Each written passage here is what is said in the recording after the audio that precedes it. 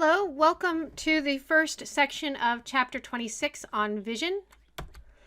In this one, we are going to focus on how our eye works. So we're going to begin with a very simplified model of the eye. Here we have at the front the cornea, that is the clear portion over the front of your eye. Behind it is the aqueous humor, and then you have your pupil. Behind that is the lens. Notice these little ciliary cells that are holding the lens in place. Those can stretch, causing the lens to become thinner, or as they relax, the lens becomes thicker, and that change in the lens profile allows your eye to accommodate, which allows you to go from seeing near objects to far objects. Behind the lens, you have the vitreous humor, and at the back, you have your retina.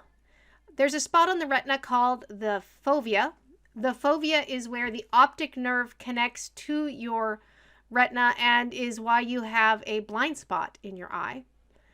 You don't notice the blind spot because your brain fills in the details.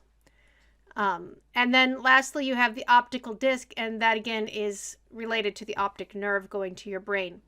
One other thing I want to say here is that remember on your retina, you have two types of light sensing cells. You have rods, which are required to see black and white, and you have cones, which allow you to perceive color.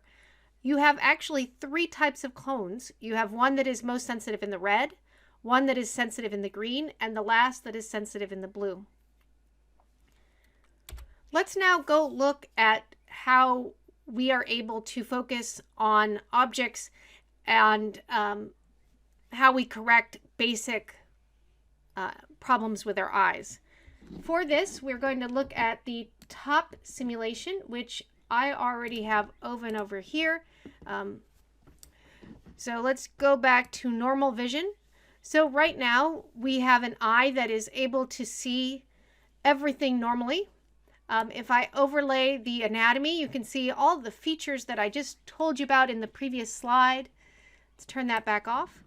Right now, we have an eye that is focusing on something far away, but what's being imaged is something near, and you can see that is not coming to a focus, coming to a point on the back of the eye.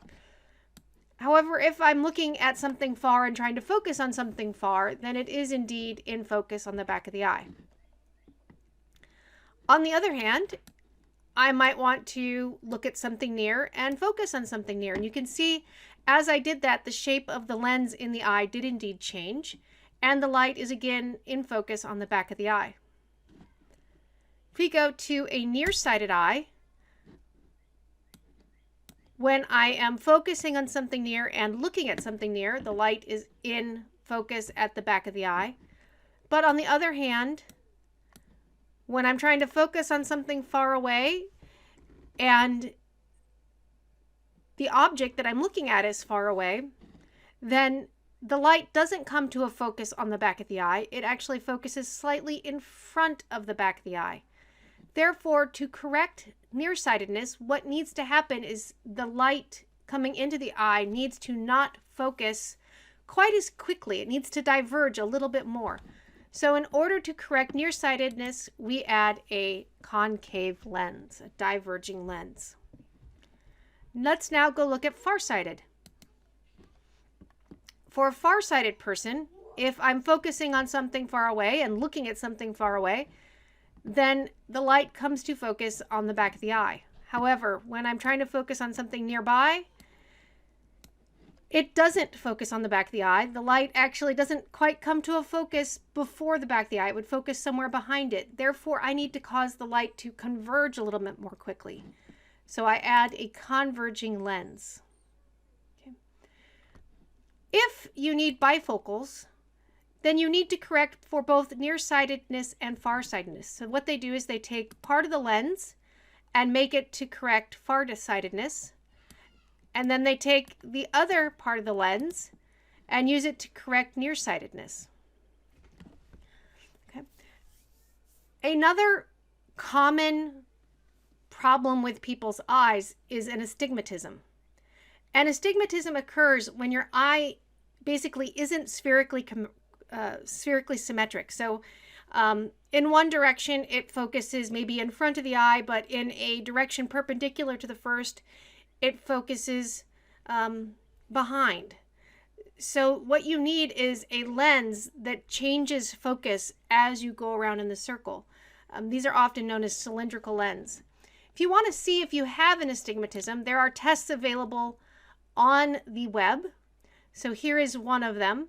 Now, if you do not have an astigmatism, then all of these lines should look the same shade of black and equally thick. They're really all identical. Now, my big problem is that I am astigmatic, right? So if I take off my glasses and look at this diagram, I will describe to you what I see. The line at 80 and a little bit the one at 70 are very dark, very bold. They look wider than other ones, particularly the ones that are kind of over in the 160, 170 range, where they are perpendicular to the 80 range. As I move away from the 80, the line at 80, they tend to vary in both the appearance of how thick they are and in how dark and crisp they are. So 90 is fairly dark, fairly crisp, but it looks a lot narrower than the one at 80. And it just proceeds around from there. Now, I happen to know that the axis for my astigmatism is right at 80 degrees. So it's really reassuring for me to see this. And the reason that I know this is because I went to the doctor's office and the people who put in my prescription did not read the doctor's handwriting correct and gave me a prescription at 8 degrees instead of 80 degrees. And that lens did not work for me at all.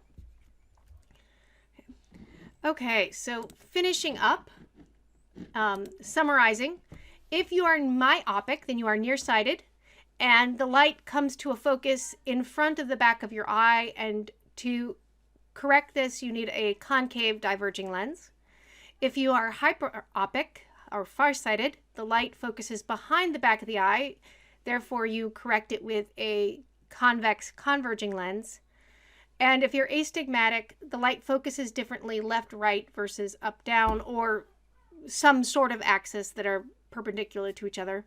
And for this, you need a lens that is also changing focus left, right versus up and down. It's not a spherical lens.